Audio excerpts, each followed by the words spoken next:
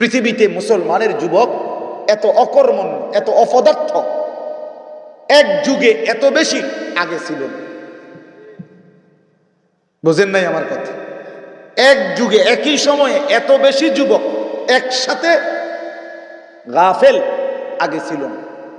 ছিল সব যুগেই কম বেশি, কিন্তু এইভাবে সবাই মিল্লা জীবনটা বানায় নিছে। মুসলমানের 14 বছর, 16 বছর, 18 বছর, 20 বছর বয়সী এই তাগড়া যুবক ছেলেগুলো শতকরা 99 জন সবাই 100 এইভাবে মোবাইলটাকেই একমাত্র সম্পদ বানায় নিছে। পৃথিবীতে এত বড় অধপতন মুসলিম উম্মার ইতিহাসে আর কখনো হয় না। বন্ধু আমার, মার ইজ্জত, বাবার ইজ্জত, বংশের সম্মান, ইসলামের কোনো কাজ, কিচ্ছুর কোনো খবর তার মধ্যে নাই। তার জীবন একটাই, চুরি করে পারো, ডাকাতি করে পারো, বাবের পকেট থেকে নাও, যেমনে পারো টাকা নাও, এমবি ঢুকাও, মোবাইল টিপো, খালাস। এই এতটুকুই জীবন, এর দূরে জীবন। আরে বন্ধু, এটা কোনো মানুষের সুস্থ স্বাভাবিক জীবন নয়।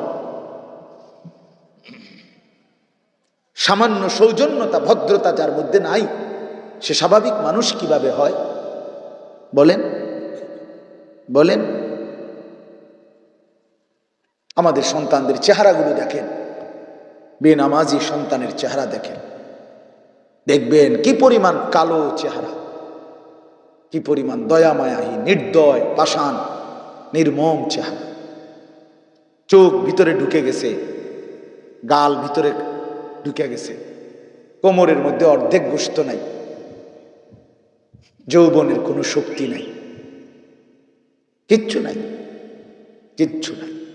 এই নারী দেখতে দেখতে, ছবি দেখতে দেখতে, উলঙ্গ দৃশ্য দেখতে দেখতে নিজের হাতকে নিজের লজ্জাস্থানে অপব্যবহার করে চরিত্র শেষ, যৌন শক্তিও শেষ, যৌবনের সমস্ত ক্ষমতা সব শেষ করে জীবনটা এক খোলস, জীবনটা এক ঝোঁকা বাক্স বানাইয়া শেষ। আমি জানি বন্ধু, আমি খোলামেলা বললাম আর কি, আমি অসংখ্য যুবক ব্যক্তিগতভাবে আমার সাথে সম্পর্ক রাখে, মহব্বত করে, খোঁজখবর রাখি, জিন্দেগির হালাত কি, হালাত কি। এই জন্য বললাম আমি শক্ত মানুষ, আমাকে বলতেই হবে, এটা আমার সিদ্ধান্ত। মরিবাসী যাই হোক, আমি আল্লাহর কথা, আমার মুসলমানের এই ছেলেদেরকে ফেরাবার চেষ্টা, মুসলমানের এই নওজোয়ানকে ফেরাবার চেষ্টা করতেই হবে। আমাদের এই ছেলেগুলো আমাদের সম্পদ, এগুলো আমাদের। এদের মা মুসলমান, এদের বাবা মুসলমান, এরা মুসলমান মায়ের পবিত্র দুধ খেয়ে বড় হয়েছে, এদের রক্তে ইসলাম। এরা জন্মের পরে ডান কাঁধে বাম কানে আজান একামত শুনছে, কিন্তু বেঈমান দুশ্মন ঠান্ডা মাথায় মাথার চুল থেকে পায়ের নখ পর্যন্ত আমার মুসলিম যুবকদেরকে ইসলাম ভুলায় দিছে। বেঈমান পুরা দখল করে নিছে। তোর চুল আমাদের মতো কাফেরদের, তোর প্যান্ট বেঈমানের মতো, তোর গেঞ্জি, তোর হাসবি বেঈমানের মতো। 365 দিনে একটা বছর, একটা বছরে একটা মুসলমানের ছেলে, শক্ত সামর্থ্যবান যুবক ছেলে, খোদার 365 দিনে কোনো দিন তার মনেও পড়ে না, সে বলতেও পারে না যে ফজরের নামাজের ওয়াক্ত হয় কখন, ফজরের নামাজ পড়ে কখন, ফজরের নামাজ যে পড়তে হয় এটা যে জানে না। এ মুসলমানের বাচ্চা মুসলমান হয় কেমন বলেন বাবা? আমাদের অধপতন কোথায়? আমি ভাবি তো এটা, আজকে যে ছেলেগুলোর 20 বছর বয়স, এরা আগামী 30 বছর পরে এদের এই দুশ্চরিত্র জিন্দিগির পরিণতি কোথায় গিয়ে দাঁড়ায়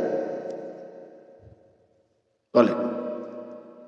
সবাই তাকাইয়া রয়েছে আমাদের সমাজে, সমবয়সী ছেলেরা একই গ্রামের পাশে দাঁড়াইয়া রাস্তার পাশে মোবাইল টিপতেছে, ফিক্কা মারতে আছে, বিশ্রী কথাবার্তা বলতেছে। কোনো মেয়ে যাইতেছে, তার দিকে রাক্ষসের মতো, জন্তু জানোয়ারের মতো 10 জনে তারে হা করে দেখতেছে, বিশ্রী কথাবার্তা বলতেছে।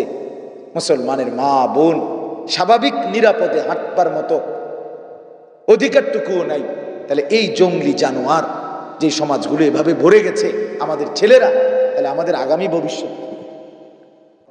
এজন্য আমি কিতাবে পড়ছি, মুফতি শফি রহমাতুল্লাহ আলাই বলছেন, উনি বলছে ইখলাস নিষ্ঠা এমন একটি গুণ, এটা যদি কোনো কাফেরের মধ্যেও পাওয়া যায় তাহলে তারও উন্নতি নিশ্চিত। মানে কাফের যেই কাজটা করে ওই কাজটার প্রতি যদি তার নিষ্ঠা থাকে, এটা হালাল হারাম পরে, মানে নিষ্ঠা ছিল কিনা, মানে মনোযোগ, আন্তরিকতা, খুব দিল লাগাইয়া করছে, দেখা গেছে তার ওই কাজের মধ্যে বরকত সমৃদ্ধি এটা নিশ্চিত। বাকি হালাল হারাম এটা যাচাই করা দায়িত্ব। এই জন্য প্রত্যেক মানুষের এটা উচিত যে যাই করি কোরআন সুন্নাহর আলোকে করা এবং ইখলাসের সাথে করা, আন্তরিকতা নিয়ে করা। কত মানুষ আছে আপনার এই 40 বছর ধরে নামাজ পড়ে উনি, কিন্তু উনার আসলে নামাজের প্রতি যে আন্তরিকতাটা এটা নাই। বলে কেমনে নাই? যদি আন্তরিকতা থাকতো তাহলে প্রতিনিয়ত উনার নামাজ আরো সুন্দর হইত। 40 বছর এবার সূরা কেরাত একই হওয়া দেন। 40 বছর আগেও যেমনি পড়ছে ভুল, এখনো 40 বছর পরেও ভুল। তো আপনি কি পড়লেন? কি পড়লেন? 40 বছর আগেও রুকু দিতেন যেমনে, সেজদা দিতেন যেমনে, এখনো ওই সদর বদর, ওই রুকু দিয়া মাথায় একটু আলগি দিয়া জায়গা, সেজদা একটা দিয়া একটু উঠটা আর একটা সেজদা দিয়া লাগে। ওমা এটা কি? এটা কি? মূল কথা হইল তার ইবাদতের প্রতি আন্তরিকতা। আন্তরিকতা, ইখলাস থাকলে, আন্তরিকতা থাকলে অবশ্যই আমল সুন্দর হয়, আল্লাহর প্রিয় পাত্র হয়। এজন্য দয়া করে এটা মনে রাখবেন, এটা মনে রাখবেন। আমি প্রতিদিন চেষ্টা করি আমার এই যেখানেই যখনই বয়ান করি, কম হোক বেশি হোক, আজকে জোহরের পরে আমি বয়ান করছি এক জায়গায় কুমিল্লা ক্যান্টনমেন্টের কাছে, এই 3টার দিকে আসরের আগ পর্যন্ত সর্বোচ্চ সর্বোচ্চ বুঝের মানুষ, মানে ওয়াজ হুনুন না, মানুষ আসছিল 8 জন থেকে 10 জনের এই, আর বাচ্চা সব ওই মাদ্রাসার কিছু বাচ্চা বসছে, ছোট্ট ছোট্ট এগুলো, এটা কোনো বুঝে টোঝে না কিছু এরা, কিন্তু বুঝের মানুষ বইছে 8 থেকে 10 জন। কিন্তু আমি পুরা 1 ঘন্টা এই 8-10 জন মানুষের জন্য মনোযোগ দিয়ে আন্তরিকতার সাথে আজান পর্যন্ত বয়ান করছে। আমার হিসাব হইল 8 জন না, 1 জন হোক, আমাকে বলতে হবে আন্তরিকতার সাথে। কথা বুঝছেন? তাহলে এটা একটা বিশেষ ব্যাপার, এটা খেয়াল করার বিষয়, এটা খেয়াল করার বিষয়। এই জন্য সবসময় ইনশাআল্লাহ ওযু, গোসল, নামাজ, জিকির, তেলাওয়াত, হজ, যাকাত, রোজা, আল্লাহর বন্দিগি আন্তরিকতার সাথে, ইখলাসের সাথে আল্লাহর জন্যে করার চেষ্টা করবেন। আল্লাহ তৌফিক দান করেন। বলতেছিলাম সূরা ইউসুফ, এই সূরার 3টি আয়াত 22, 23, 24 আপনাদের সামনে তেলাওয়াত করেছি। ইউসুফ আলাইহিস সালাম আল্লাহ তাআলার একজন মনোনীত পছন্দের নবী, আল্লাহর একজন নবী। আমাদের প্রিয় নবী সাল্লাল্লাহু আলাইহি ওয়াসাল্লাম, ওনাকে জিজ্ঞেস করা হয়েছিল একদিন সাহাবীরা, আইয়ুন নাসে আকরাম, হে আল্লাহর নবী, মানুষদের মধ্যে সবচেয়ে সম্মানিত ব্যক্তি কে? তো প্রথম উত্তর তো হইল নবীজি নিজেই। কথা বোঝেন নাই? নবীজির চাইতে মানুষদের মধ্যে সম্মানিত আর কেউ হইতে পারে না। কিন্তু যেহেতু প্রশ্নটা করছে নবীজিকেই সরাসরি, এই জন্য নবীজি বিনয়ের কারণে, তাওয়াজুর কারণে, তো বাকি মানুষদের মধ্যে তিনি উত্তর দিছে। আল্লাহ নবী সাল্লাল্লাহু আলাইহি সাল্লাম বললেন, এই বাকি সমস্ত মানুষের মধ্যে আদম থেকে নিয়ে ইসরাফিলের ফু পর্যন্ত সমস্ত মানুষের মধ্যে শ্রেষ্ঠতম মানুষ ইউসুফ। এই ইউসুফ নবীর নাম ইউসুফ। এখন প্রশ্ন হলো কেন? নবীজি নিজে উত্তর দিছে, ইউসুফই একমাত্র নবী যিনি নিজেও আল্লাহর নবী, বাবাও আল্লাহর নবী, দাদাও আল্লাহর নবী, দাদার বাপ তিনিও আল্লাহর নবী। এটা একমাত্র সোয়া লাখ আম্বিয়ার মধ্যে উনারই বৈশিষ্ট্য। আর কোন নবীর এই বৈশিষ্ট্য নাই যে একসাথে চার পুরুষ 4 জন নবী, শুধু ইউসুফ নবী বৈশিষ্ট্য। ইউসুফ আলাইহিস সালাম নিজে নবী, ওনার আব্বা ইয়াকুব আলাইহিস সালাম উনিও নবী, ওনার আব্বা ইসহাক আলাইহিস সালাম উনিও নবী, ওনার আব্বা ইব্রাহিম আলাইহিস সালাম উনি আল্লাহর নবী, আল্লাহর খলিল।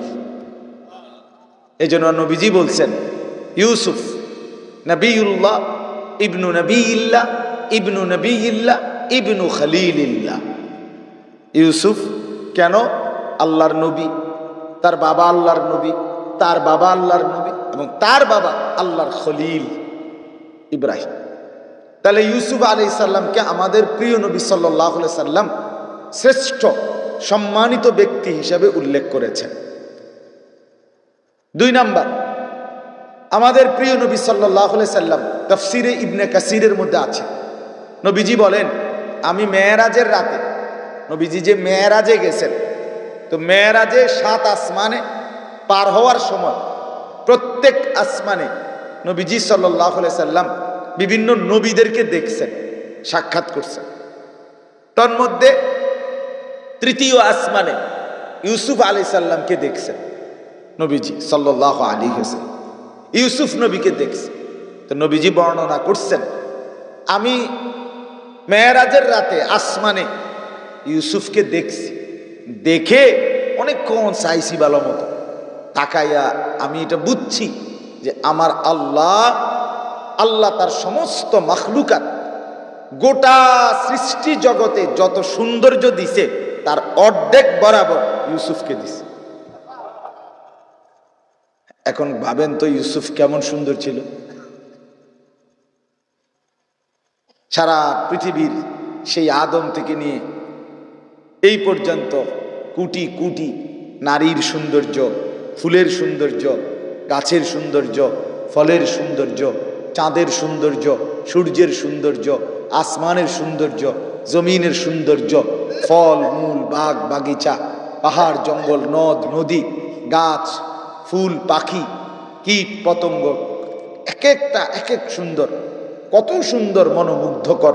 এই সমস্ত সুন্দর যা ইউসুফের সুন্দর তার পুরা অর্ধেক।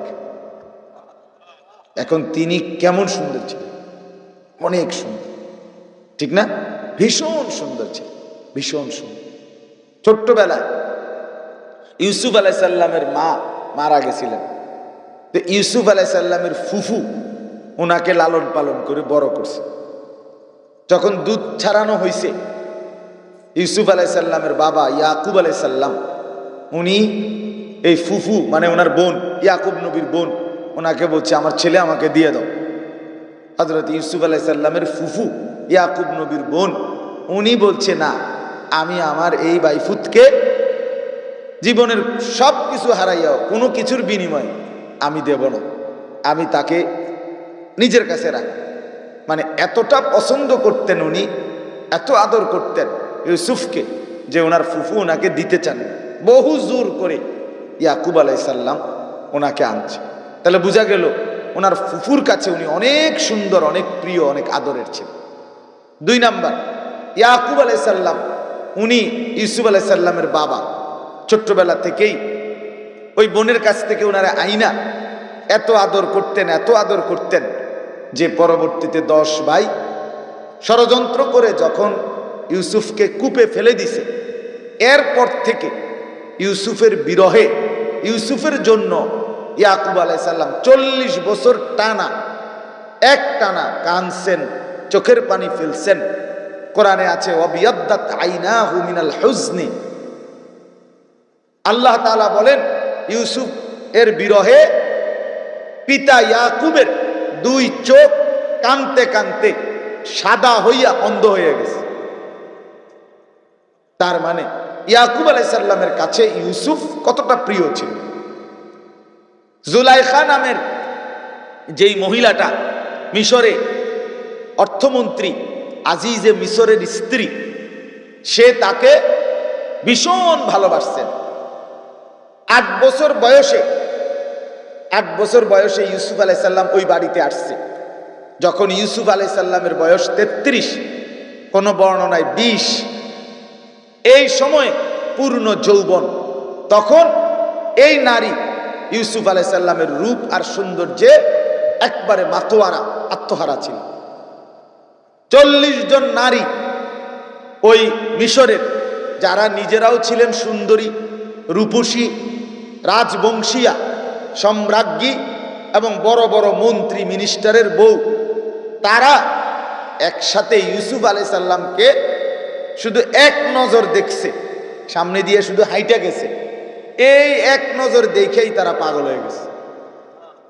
বলছে কুলনা হাশা লিল্লাহ মা হাদা বাশারা, তারা বলে উঠছে আল্লাহর কসম জুলাইখা, এ তো মানুষ না, মানুষ এত সুন্দর হয় কেমনে, এ তো মানুষ হইতে পারে না। ইন হাদা ইল্লা মালাকুন কারীম, এ তো একদম সম্মানিত এক পবিত্র ফেরেশতা, অর্থাৎ এটা তো এক নূরের পুতলা, নূরের টুকরা। এত সুন্দর ছিলেন তিনি। মানে আমি বুঝাইতে চাইতেছি ওনার সৌন্দর্যটা, যে ফুফুর কাছে তিনি এত সুন্দর ছিলেন, বাবার কাছে তিনি এত সুন্দর ছিলেন, জুলাইখার কাছে তিনি এত সুন্দর ছিলেন, 40 জন নারীর চোখে তিনি এত সুন্দর ছিলেন, আল্লাহর রাসূল সাল্লাল্লাহু আলাইহি সাল্লামের চোখেও মেরাজের রাত্রিতে তিনি এত সুন্দর ছিলেন। তাহলে আল্লাহ তাআলা ওনাকে কেমন বানাইছে? আচ্ছা, এটা তাহলে বুঝলেন যে ইউসুফ আলাইহিস সালাম অসম্ভব সুন্দর ছিলেন, অসম্ভব। কিন্তু আল্লাহ তাআলা এইখানে আমি যে 3টা আয়াত পড়ছি, এই 3 আয়াতের মধ্যে যেটা মূল বুঝাইতে চাই, ইউসুফ আলাইহিস সালামের এই বৈশিষ্ট্য, ইউসুফ আলাইহিস সালামের মর্যাদা, সম্মান, নবীজি যে বলছে সে আকরাম, সমস্ত মানুষের মধ্যে শ্রেষ্ঠ, সবচেয়ে সম্মানিত, এটা আল্লাহর কসম তার এই চেহারার বাহ্যিক সৌন্দর্যের জন্য নয়। আগে তো সৌন্দর্যটা আমরা করে বুঝাইয়া কইলাম, কিন্তু এই সৌন্দর্যের জন্য উনি অনেক সুন্দর দেখতে, চেহারা, নাক, চোখ, কান, হাত, আঙ্গুল, পাও, ঠোঁট, চুল, এগুলো অনেক সুন্দর। এই কারণে নবী সাল্লাল্লাহু আলাইহি সাল্লাম উনাকে আকরাম, সবচেয়ে সম্মানিত বলেন নাই। আল্লাহ তাআলা এই কোরআনুল কারীমের মধ্যে বলছেন ইন্নাহু মিন ইবাদিনাল মুখলাসিন, এই যে এই মাত্র আমি পড়ছি ওই 3 আয়াতের শেষ কথা, 24 নম্বর আয়াতের শেষ কথা হলো ইউসুফ আমার একান্ত মনোনীত বাছাইকৃত বান্দাদের একজন। ইউসুফ আমার একদম পছন্দের বাছাই করা বান্দা। ওই ছেলে, এই তুমি এখানে বসে মোবাইল টিপো না, ওঠো এখান থেকে বেটা। তোমারে বলছি, এই তুমি কালো শার্ট, কালো কোট, এই যে উপরে বসা, এখানে বসে মোবাইল টিপবা না, সাবধান। ফালতু মানুষ আমি দেখতে পারি না, গাফেল কোথাকার, বেটকায় আবার। মানে কি কইছি আর হুজুর একটা কথা বুঝেন নাই কথাটা? আমাদের অধিকাংশ সন্তানের হালাত হইল, মুসলমানের লক্ষ কোটি যুবকের অবস্থা হইল, সে কে, কি, তার পরিচয় কি, আছে কোথায়, কিছুই সে বোঝে না। মানে কোনো কিছু ব্রেনে কাজ করে না। পৃথিবীতে আসছে মোবাইল টিপার জন্য, তারে খোদা বানাইছে মোবাইল টিপতে বললা, আর মোবাইলে বানাইছে তার লাগে, খালাস খালাস, আর কোন উদ্দেশ্য না। আমি দুনিয়াতে আসছি মোবাইল টিপতাম, মোবাইলে বানাইছে আমারে লাগা, আমারে বানাইছে মোবাইলে লাগা। এই হলো ছেলেদের হাল। রাত নাই, দিন নাই, সকাল নাই, দুপুর নাই। মানুষ কি মনে করে, সমাজ কি মনে করে, দেশ কি মনে করে, আমার বাবা কি মনে করে, মা কি মনে করে, এলাকাবাসী, কিচ্ছু আমার দরকার না। আমার দরকার হলো মোবাইল, ছবি, নাচ, বেহুদা বেডি দেখো, উলঙ্গ দৃশ্য দেখো, জিনা ব্যভিচারের ছবি দেখো, অথবা শুধু শুধু টিপতে থাকো। পৃথিবীতে মুসলমানের যুবক এত অকর্মণ্য, এত অপদার্থ এক যুগে এত বেশি আগে ছিল না। বোঝেন নাই আমার কথা? এক যুগে একই সময়ে এত বেশি যুবক একসাথে গাফেল আগে ছিল না। ছিল সব যুগেই কম বেশি, কিন্তু এইভাবে সবাই মিল্লা জীবনটা বানায় নিছে। মুসলমানের 14 বছর, 16 বছর, 18 বছর, 20 বছর বয়সী এই তাগড়া যুবক ছেলেগুলো শতকরা 99 জন সবাই 100 এইভাবে মোবাইলটাকেই একমাত্র সম্পদ বানায় নিছে। পৃথিবীতে এত বড় অধপতন মুসলিম উম্মার ইতিহাসে আর কখনো হয় না। বন্ধু আমার,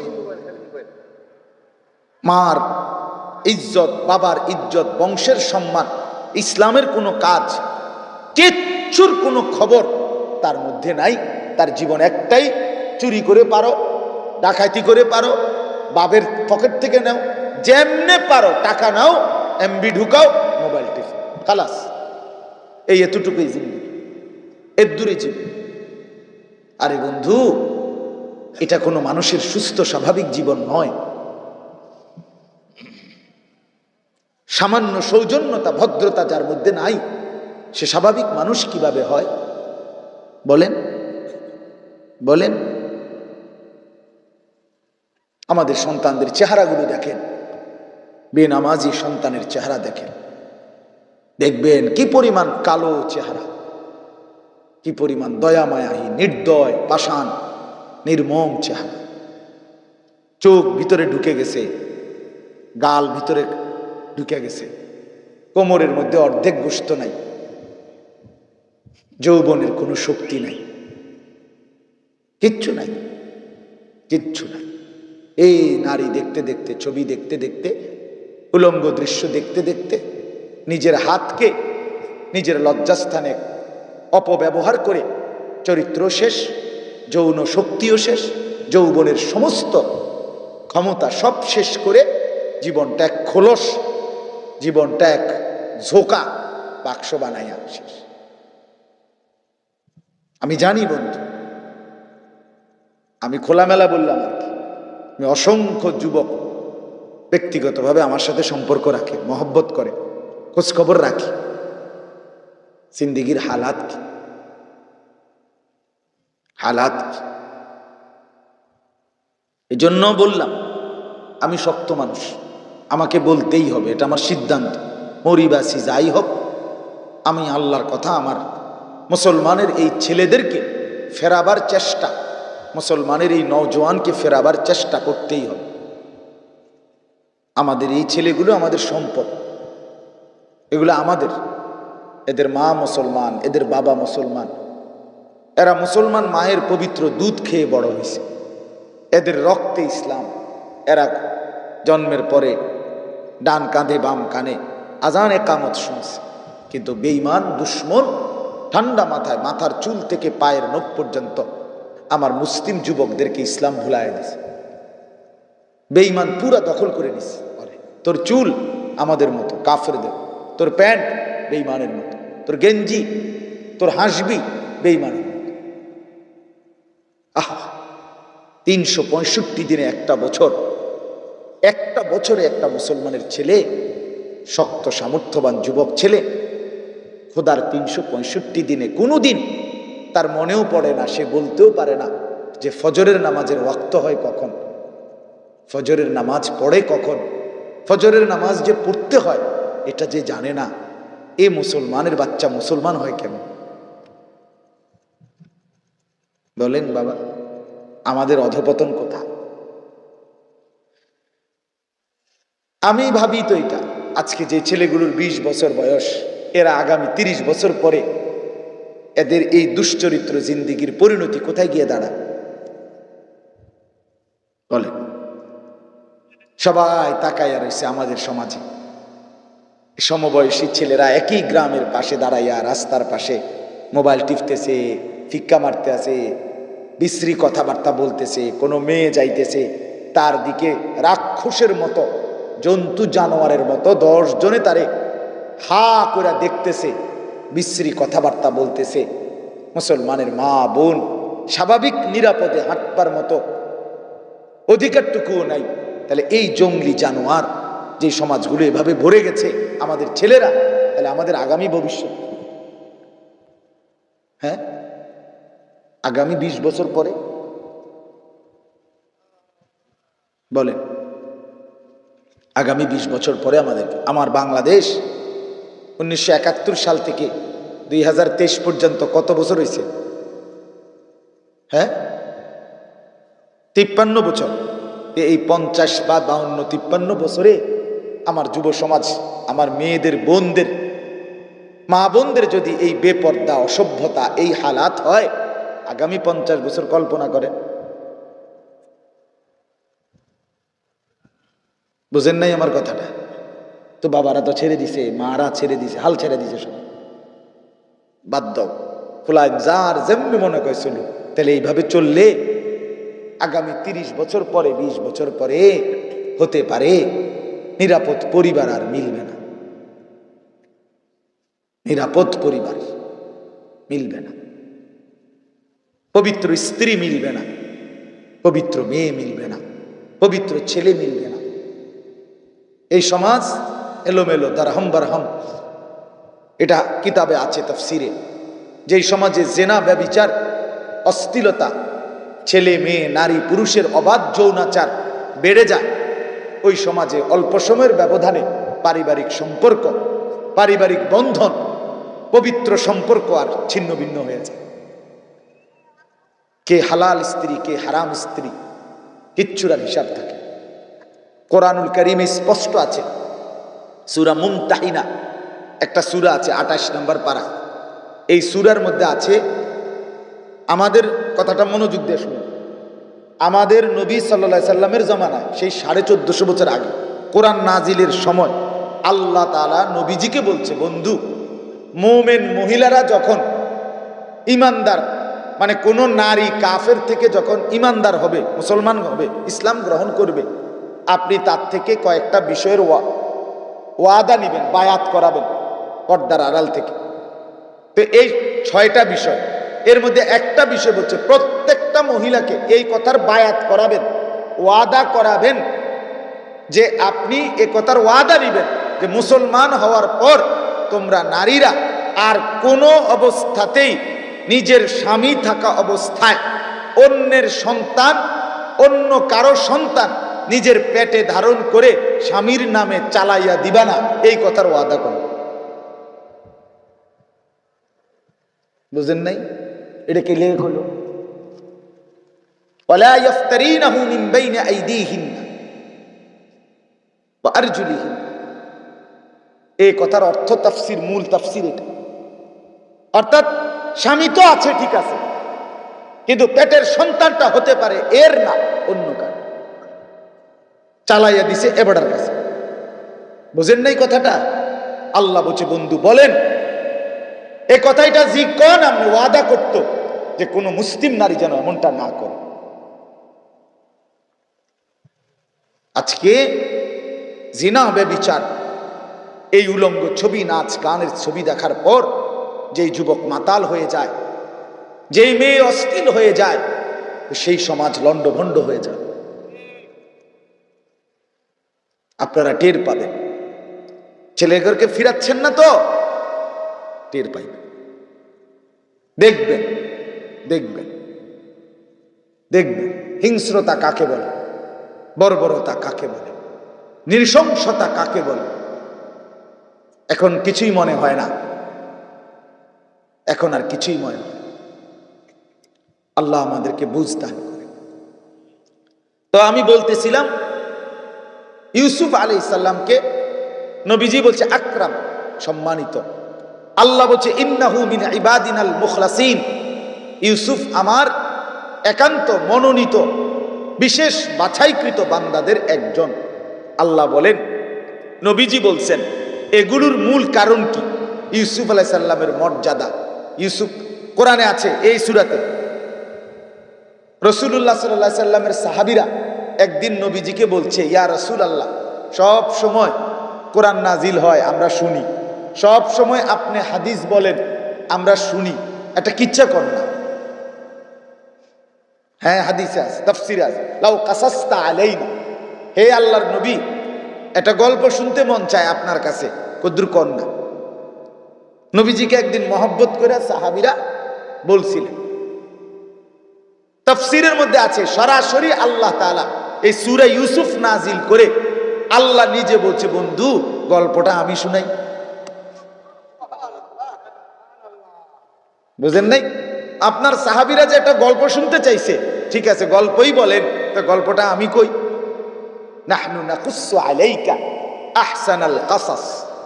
এরপরে আল্লাহ বলছে, আমি না বন্ধু আপনার সাহাবীদেরকে, আপনাকে, মদিনা থেকে কিছু ইহুদি শুনতে চাইছে, তারা সবাইকে একটি গল্প শোনাচ্ছি। তবে আগেই শুনে নেন যে এটা হলো আমার এই সৃষ্টি জগতের মধ্যে ঘটিত যত ঘটনা তার মধ্যে সর্বশ্রেষ্ঠ গল্প, সর্বশ্রেষ্ঠ গল্প আহসানাল কাসাস, সবচেয়ে সুন্দর ঘটনা, যেটাকে ডাইরেক্ট আল্লাহ বলছে শ্রেষ্ঠ ঘটনা, সুন্দর ঘটনা। সেটা কেমন সুন্দর? তো ইউসুফ আলাইহিস সালামের ঘটনা সবচেয়ে সুন্দর ঘটনা। এটা কে বলছে? এই যে ইউসুফ আলাইহিস সালামের ঘটনাকে আল্লাহ সবচেয়ে সুন্দর বলছেন, ইউসুফকে মনোনীত বান্দা বলছেন, ইউসুফকে নবীজি বলছে আকরাম, সবচেয়ে সম্মানিত। এই সব কিছুর মূল কারণ বাহ্যিক চেহারার সৌন্দর্য নয়, বরং এটাই বলতে চাচ্ছি, সেটা হলো শুধুই কেবল ইউসুফ আলাইহিস সালামের চরিত্রের পবিত্রতা, ভেতরের পবিত্রতা, চরিত্রের বিশুদ্ধতা। পৃথিবীর সবচেয়ে সুন্দর চেহারার অধিকারী হয়ে ভরা যৌবন, 33 বছরের তাগড়া যুবক অথবা 20 বছরের যুবক, এরকম ভরা যৌবনে একটি যুবক যার চেহারা সবচেয়ে সুন্দর, যার শরীর পুরা শক্তি, যৌবনের শক্তিতে ভরা, এরকম একটি যুবক একটি আবদ্ধ ঘরে, দরজা বন্ধ, জানালা বন্ধ, একজন ওই জামানার সবচেয়ে সুন্দরী নারী এবং সাধারণ কোনো ফ্যামিলির না, সম্রাজ্ঞী, অর্থমন্ত্রী, সবচেয়ে ক্ষমতাধর ব্যক্তির স্ত্রী, এরকম একজন সুন্দরী, রূপসী, রাজবংশীয়া, সম্মানিতা, মানে দুনিয়ার দৃষ্টিতে এরকম উচ্চ বংশীয়া একজন নারী, একজন যুবক যে ভীষণ সুন্দর, যার শরীরের শক্তি, সতেজতা সব আছে, এরকম সময়ে যেই যুবককে জিনা, ব্যভিচার, অসভ্যতার আমন্ত্রণ জানাইছে নারী, আবদ্ধ ঘরে সমস্ত সুযোগ পরিপূর্ণ থাকার পরেও ওই মুহূর্তে যেই যুবক সরাসরি আসমানে আল্লাহকে ডাক দিছে, আল্লাহ বলে এটাই সেরা ঘটনা।